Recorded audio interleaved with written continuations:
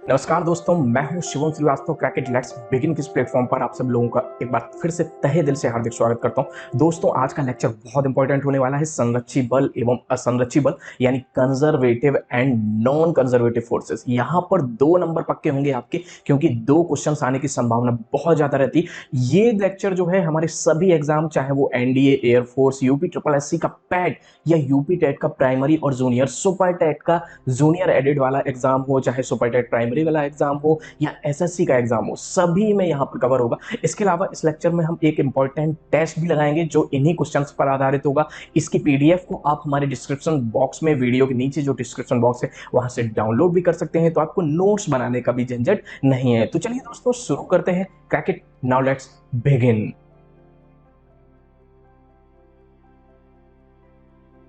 चलिए दोस्तों, देखते हैं यहां पर संरक्षी बल क्या होता है। देखो दोस्तों, संरक्षी बल को ही कंजर्वेटिव फोर्स भी कहते हैं। सभी लोगों को पता है कि संरक्षी बल को क्या बोला जाता है, कंजर्वेटिव फोर्स। देखो, नाम से पता चल रहा है कि कंजर्वेटिव का मतलब क्या होता है। कंजर्व, जो चीज कंजर्व रहे। कंजर्व का मतलब क्या होता है, संरक्षित रहे, यानी वो हमेशा जैसी है वैसी ही रहे और कुछ ना बिगड़े उसका। इसका तो मतलब यही हुआ, जैसे कि सपोज दैट ये एक बच्चा है, यहाँ पर डांस कर रहा है और इसने क्या किया, बिल्कुल मिस्टर इंडिया की तरह अपनी वॉच में एक बटन दबाया और अचानक से गायब हो गया, ये दूसरी साइड पहुंच गया। तो आपने एक चीज देखी, इसका कुछ बिगड़ा, ये एक स्थान से यानी प्रारंभिक स्थिति से दूसरी स्थिति में पहुंच गया, लेकिन यहां पर इसका कुछ भी नहीं बिगड़ा, यानी संरक्षित रहा। यानी एक पूर्ण चक्कर में कोई कार्य ना हो। यह भी बात याद रखना कि एक पूरे चक्कर में अगर कोई भी कार्य नहीं हो रहा है, याद रखना इस वर्ड को, एक पूर्ण चक्कर में, यानी कोई चीज अगर यहां से स्टार्ट होती है, घूम के फिर से वो यहीं पर आ जाती है, तो एक पूरे चक्कर में कार्य ना हो। कार्य होगा लेकिन एक कंप्लीट राउंड में कार्य नहीं हो, तब की बात हो रही है, तो वो संरक्षी बल को रिप्रेजेंट करेगा। यानी कि कार्य इज इक्वल टू 0 होगा। तो कब की स्थिति में होगा, जब पूरा चक्कर लगा रहा होगा। इसके अलावा एक महत्वपूर्ण बिंदु संरक्षी बल में, जब आप सोचो कि कार्य 0 है, यानी कि एक पूरा चक्कर किया और आपने कोई कार्य ही नहीं किया, कार्य नहीं किया, तो इसका मतलब क्या है, आपकी ऊर्जा परिवर्तित हुई नहीं हुई। ये बच्चा जो था पहले यहां पर था, आप लोगों ने देखा, उसके बाद इसने बटन दबाया, बटन दबाने के बाद ये यहां पर आ गया इस साइड। तो इसने क्या कोई कार्य किया, एक पूरे चक्कर में अगर कार्य नहीं किया तो इसकी ऊर्जा में भी कोई परिवर्तन नहीं हुआ, यानी वो उसी ऊर्जा के साथ डांस कर रहा है, आपको दिखाई दे रहा होगा। तो चलिए इसी चीज को आगे समझ लेते हैं। यानी कार्य कैसा होगा, 0 होगा एक कंप्लीट साइकिल के लिए, पूरे राउंड के लिए। यानी हम कह सकते हैं कि कंजर्वेटिव फोर्स में जो कार्य होता है वो प्रारंभिक बिंदु और अंतिम बिंदु पर निर्भर करता है, यानी कि इनिशियल पॉइंट और फाइनल पॉइंट पर निर्भर करता है। पहले यहां था फिर वहां पहुंच गया, तो इसका मतलब क्या हुआ कि प्रारंभिक और अंतिम बिंदु पर निर्भर करता है। इसका मतलब है कि मार्ग यानी रास्ते पर यानी पथ पर निर्भर नहीं करता है कंजर्वेटिव फोर्स जो होता है। इसी बात से हम एक बात और कह सकते हैं कि एक पूरा चक्कर लगाने के लिए किया कार्य एक कंप्लीट राउंड के लिए शून्य होता है और मार्ग या रास्ते पर निर्भर नहीं करता है, केवल प्रारंभिक और अंतिम बिंदुओं पर ही निर्भर करता है। चलिए इस चीज को ऐसे भी देख लेते हैं, जैसा कि आप यहां पर देख पा रहे होंगे कि एक कंप्लीट राउंड लगाया गया। देखिए यहां से स्टार्ट किया और यहीं पर अगर घूम करके आ जाए, तो इस स्थिति में इसने जो एक पूर्ण चक्कर लगाया उसमें किया गया कार्य कैसा हो गया, शून्य हो गया। यही जो चीज है हम देख रहे हैं, यानी कंजर्वेटिव फोर्स में कार्य एक कंप्लीट राउंड के लिए 0 होता है, लेकिन कार्य होता है, जैसे कि आप देख पा रहे होंगे कि ये इसका प्रारंभिक बिंदु है, यानी इनिशियल पॉइंट है। ये जो है वो क्या है, प्रारंभिक बिंदु है। तो आपने एक चीज देखो, ए से बी तक ये हमारा क्या है, ये अंतिम बिंदु है। तो ए से बी तक पहुंचने में उसने देखो 3 रास्ते अपनाए। एक तो ये W1 पाथ 1, एक W2 यानी कुछ ऐसा गया, ग्रीन कलर से आपको दिख रहा है। उसके अलावा एक क्या हो रहा है, W3, ये P3 पाथ है।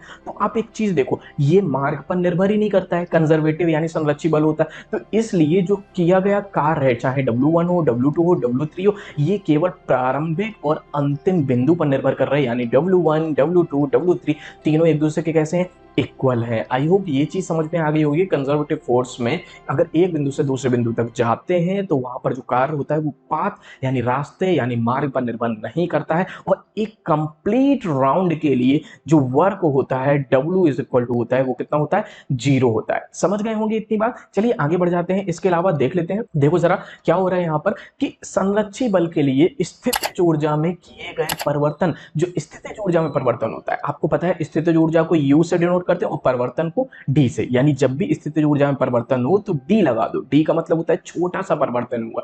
तो स्थितिज ऊर्जा में किए गए परिवर्तन ऋणात्मक कार्य के बराबर होता है, यानी जितना कार्य किया जाता है वो स्थितिज ऊर्जा की ऋणात्मक वैल्यू के बराबर होता है। ये चीज भी हमें यहाँ पर दिमाग में रखनी है। और ये कॉन्सेप्ट किसके लिए है? केवल और केवल संरक्षी बल के लिए है। तो समझ गए होंगे कि स्थितिज ऊर्जा में परिवर्तन किए गए कार्य के बराबर होता है, लेकिन ऋणात्मक मान के वो किस में होता है? संरक्षी बल में। संरक्षी बल के कुछ उदाहरण भी देख लेते हैं, जैसे कि गुरुत्वीय बल यानी ग्रेविटेशनल फोर्स। ग्रेविटेशनल फोर्स क्या होता है? आप सभी लोग जानते हैं कि दो मासेस के बीच में लगता है। जैसा कि आप देख पा रहे होंगे, ये एक कोई ऑब्जेक्ट था, जैसे अर्थ मान ली और ये मून मान लिया, तो आप देख पा रहे होंगे इनके बीच में दोनों एक दूसरे के फोर्स नहीं लगाएंगे। क्या होगा? जो बड़ा वाला होगा वो छोटे वाले को अपनी तरफ खींचेगा। यही जो होता है वो क्या होता है? गुरुत्वाकर्षण बल। तो ये एक संरक्षी बल है। आप खुद दिमाग लगाओ, क्या यहाँ पर गुरुत्वाकर्षण बल है जो मार्ग पर निर्भर किया? नहीं, केवल और केवल दोनों के बीच में काम किया, यानी यहाँ पर मार्ग का कोई लेना देना नहीं है, केवल दोनों ही ऑब्जेक्ट्स के बीच में ये काम कर रहा है। इसके अलावा दूसरा जो है स्प्रिंग, आप देख पा रहे होंगे स्प्रिंग जो है वो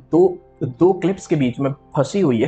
तो स्प्रिंग पे जो कार्य किया जा रहा है, क्या वो किसी मार्ग यानी रास्ते पर निर्भर कर रहा है? नहीं कर रहा है, केवल और केवल प्रारंभिक और अंतिम स्थिति पर निर्भर कर रहा है। तो स्प्रिंग बल हुआ चाहे गुरुत्वीय बल हुआ, ये दोनों ही के दोनों संरक्षी बल के ही उदाहरण है। चलिए इसके अलावा संरक्षी बल के कुछ और भी उदाहरण देख लेते हैं, जैसे कि गुरुत्वाकर्षण बल। जैसे फल पेड़ से गिरा, तो आपने देखा गुरुत्वीय बल है, तो क्या हुआ? ये पृथ्वी के केंद्र की तरफ आकर्षित हुआ। आप सब लोगों को पता है कि जो फल गिरा वो पेड़ से गिरा, तो वो कहाँ की तरफ? Towards the centre of the earth, यानी कि अर्थ के केंद्र की तरफ गिरा, पृथ्वी के केंद्र की तरफ। तो ये कैसा है? संरक्षी बल है। दूसरा आप देख पा रहे होंगे कि अंतराण्विक बल, यानी कि दो अणुओं के बीच में जो बल लगता है। तो आप जानते होंगे दो अणुओं के बीच में जो अट्रैक्शन फोर्स लगता है, हमेशा उन दोनों को मिलाने वाले केंद्र की रेखा के एलोंग लगता है। आप देख लो कि ये जो बल है, दोनों के बीच में जो अट्रैक्शन फोर्स है, अंतराण्विक बल या अंतःपरमाण्विक बल, कोई भी इंटरमोलिकुलर फोर्स, वो कैसा होता है? संरक्षी बल का ही एक उदाहरण है। इसके अलावा हम देख सकते हैं कि जो इलेक्ट्रोस्टैटिक अट्रैक्शन होता है, यानी स्थिर वैद्युत बल, दो चार्जों के बीच में, चाहे वो पॉजिटिव पॉजिटिव हो, पॉजिटिव नेगेटिव हो, नेगेटिव पॉजिटिव हो, तो आप देख पा रहे हो नेगेटिव पॉजिटिव के बीच में कैसा होता है? अट्रैक्शन बल होता है, यानी कि एक दूसरे को आकर्षित करते हैं। तो ये भी देखो दोनों के केंद्रों के बीच में आपस में लग रहा है, यानी केंद्र के एलोंग लगता है।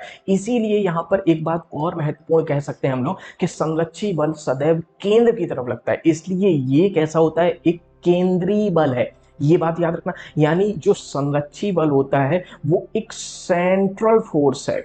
ये कैसा है? एक सेंट्रल फोर्स, यानी कि केंद्रीय बल है। इस बात को हम लोगों को दिमाग में रखना है। चलिए इसके अलावा अब देख लेते हैं असंरक्षी बल के बारे में। तो असंरक्षी बल को क्या बोलते हैं? Non conservative force. सभी लोग जानते हैं असंरक्षी बल क्या होता है? Non conservative force. Non conservative का मतलब क्या है? जो संरक्षित ना रहे, और जब संरक्षित नहीं होगा तो कुछ इसका बिगड़ जाएगा। आप सभी लोग जानते हैं जब कोई चीज संरक्षित नहीं है तो इसका मतलब क्या है? कुछ बिगड़ गया। जैसे कि सपोज दैट हम रास्ते में जा रहे हैं, तो हमारे जो गाड़ी के टायर होते हैं, वो गाड़ी के टायर क्या होते हैं? आप देखते होंगे घिसते चले जाते हैं। तो क्या वो संरक्षित रहते हैं? नहीं रहते, यानी कुछ बिगड़ जाता है। हाँ, बिगड़ जाता है। और जब बिगड़ता है तो एक पूरे चक्कर में कुछ कार्य होगा। देखो जब भी कुछ बिगड़ता है तो इसका मतलब कोई काम होता है, तभी तो कुछ बिगड़ता है। कुछ ना बिगड़े इसका मतलब कोई काम नहीं हुआ। तो एक पूर्ण चक्कर में कोई कार्य हो तो वो कैसा होता है? असंरक्षी बल होता है। यानी हम कह सकते हैं कि जो कार्य होगा वो जीरो नहीं होगा, कार्य की वैल्यू कुछ ना कुछ होगी, लेकिन कब? एक पूर्ण चक्कर में। कार्य तो दोनों में होता है, चाहे संरक्षी चाहे असंरक्षी, लेकिन संरक्षी में जो कार्य होता है वो कैसा होता है? एक पूरे चक्कर के लिए जीरो होता है। लेकिन असंरक्षी में जब भी कार्य की बात आती है तो एक पूरे चक्कर में कार्य होता है, यानी कार्य जीरो नहीं होता है। इतनी बात क्लियर होगी। चलिए इसके अलावा एक चीज देख लेते हैं। जब कार्य होगा तो इसका मतलब होगा कि ऊर्जा परिवर्तित होगी।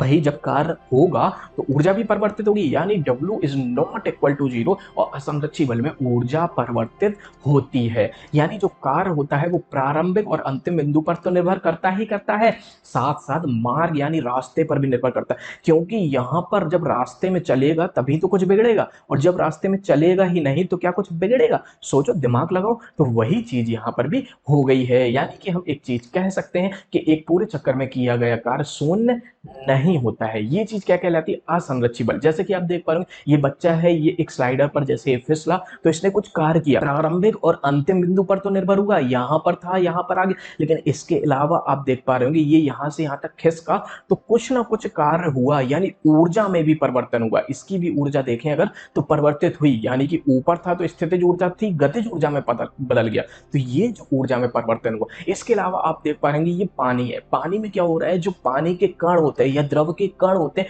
वो भी गति करते हैं। और आपको पता है द्रव जो है वो परतों के रूप में गति करता है, जैसा कि आप यहाँ पर देख पा रहे हो।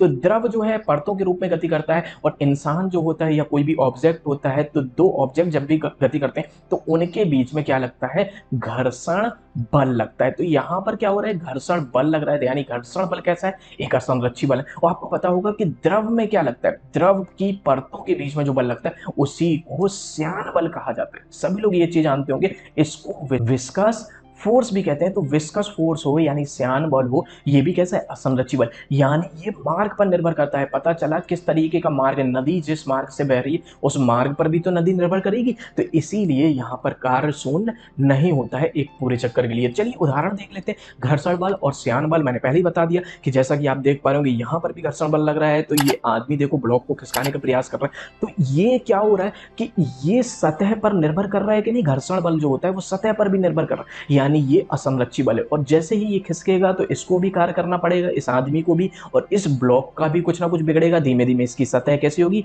डेट्रॉइट होने लगेगी। ऐसे ही यहाँ पर झूला भी है। तो ये दोनों ही चीजें कैसी हैं, असंरक्षी बल है। इसके अलावा श्यान बल क्या होता है, मैंने आपको बताया कि कोई भी ऑब्जेक्ट जब गति करता है तो उसकी और पानी के बीच में, यानी कि पानी की परतों के बीच में जो बल लगता है उसी को श्यान बल कहते हैं, यानी इसको विस्कस फोर्स भी कहते हैं। आई होप ये चीज भी आपको क्लियरली समझ में आ गई होगी। चलिए यहाँ पर भी देख लेते हैं कि विस्कस फोर्स कैसे वर्क करता है। देख पा रहे होंगे ये पानी की परतें हैं, तो परतों के बीच में जो गति हो रही है, इन गति के कारण जो परतों के बीच में ये बल लगता है, इसी को बोलते हैं फ्रिक्शन बिटवीन द लेयर्स। यानी कह सकते हैं जो श्यान बल है एक तरीके का घर्षण ही बल है, लेकिन ये कहाँ लगता है, लिक्विड्स में लगता है। ये किस में लगता है, लिक्विड्स में वर्क करता है, यानी कि जो द्रव होते हैं उनमें वर्क करता है। आई होप ये चीज भी समझ में आ गई होगी। चलिए इसके अलावा एक चीज और देख लेते हैं कि असंरक्षी बल एक केंद्रीय बल नहीं है, क्योंकि यहाँ पर केंद्र का कोई लेना देना नहीं है। वहां पर अब देख पा रहे थे संरक्षी बल में एक सेंट्रल फोर्स था, लेकिन ये सेंट्रल फोर्स नहीं है। चलिए इससे जुड़ा इंपॉर्टेंट क्वेश्चन आंसर शीट लगा लेते हैं कि निम्न में से कौन सा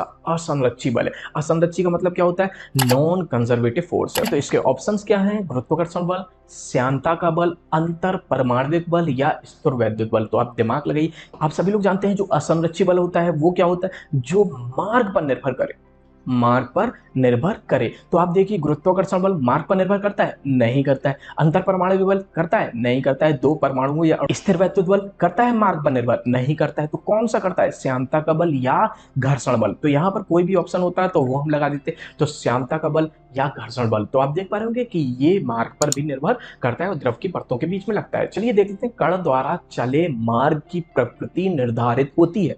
यानी जब भी कण गति करता है तो मार्ग की प्रकृति, यानी मार्ग कैसा है, रफ है कि टफ है, यानी कि खुरदुरा है कि स्मूथ है, किस तरीके का। तो त्वरण से या वेग से या विस्थापन से या उपयुक्त किसी से नहीं। तो उपयुक्त किसी से नहीं, क्यों, क्योंकि जो मार्ग की प्रकृति होती है वो घर्षण बल और श्यान बल से पता चलती है कि खुरदुरा पथ था या स्मूथ यानी कि चिकना पथ था।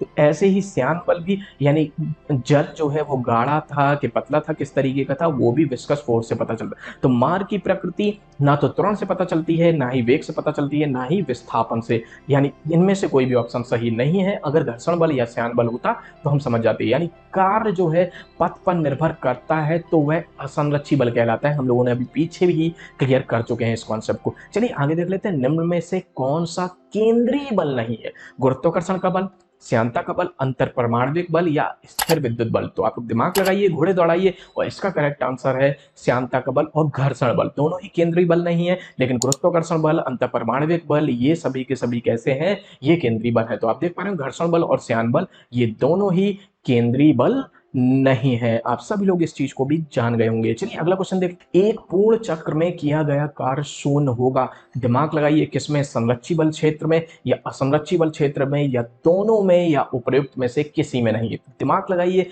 या जी हाँ, इसका करेक्ट आंसर क्या होगा कि कार्य शून्य होता है संरक्षी बल क्षेत्र में एक पूर्ण चक्र में। एक कंप्लीट साइकिल में कार्य जो होता है वो कैसा रहता है, शून्य रहता है। अगला क्वेश्चन है, निम्न में से किसमें ऊर्जा परिवर्तन नहीं होता है, यानी ऊर्जा में कोई परिवर्तन नहीं होता है, संरक्षी बल क्षेत्र में या असंरक्षी बल क्षेत्र में या दोनों में या उपयुक्त में से किसी में नहीं। तो आपको पता होगा इसका करेक्ट आंसर है कि ऊर्जा में परिवर्तन नहीं होता है संरक्षी बल क्षेत्र में। अगला क्वेश्चन देख लेते हैं, दो आवेशों के मध्य कार्य करने वाला स्थिर विद्युत बल किसका उदाहरण है। तो ऑब्जेक्टिव के ऑप्शंस हैं आपके संरक्षी बल का या असंरक्षी बल का या दोनों का या उपयुक्त किसी का नहीं। तो दिमाग लगाइए, दो आवेशों के बाद आप सभी को पता है केंद्रीय बल लगता है और ये कैसा होता है, संरक्षी बल होता है। अगला उसे देख लेते हैं कि किया गया कार्य स्थितिज ऊर्जा के ऋणात्मक मान पर निर्भर करता है, संरक्षी बल क्षेत्र में, असंरक्षी बल क्षेत्र में, दोनों में या उपयुक्त में से किसी में नहीं। आई होप आपको आंसर मिल गया होगा। इसका करेक्ट आंसर क्या है, संरक्षी बल क्षेत्र में। आप जानते हैं कि जो स्थितिज ऊर्जा में परिवर्तन होता है वो ऋणात्मक कार्य के बराबर होता है, और किसमें ये कहानी होती है, ये जो होती है वो होती है कंजर्वेटिव फोर्स में, यानी कि कह सकते हैं इसको संरक्षी बल क्षेत्र में। चलिए आज के लेक्चर को यहीं तक रखते हैं। आप इस लेक्चर को अपने दोस्तों तक शेयर कीजिए ताकि उनको भी इससे लाभ हो सके और वो भी अपने कुछ महत्वपूर्ण क्वेश्चंस को सही कर सकें। चलिए मुझे विदा दीजिए, धन्यवाद।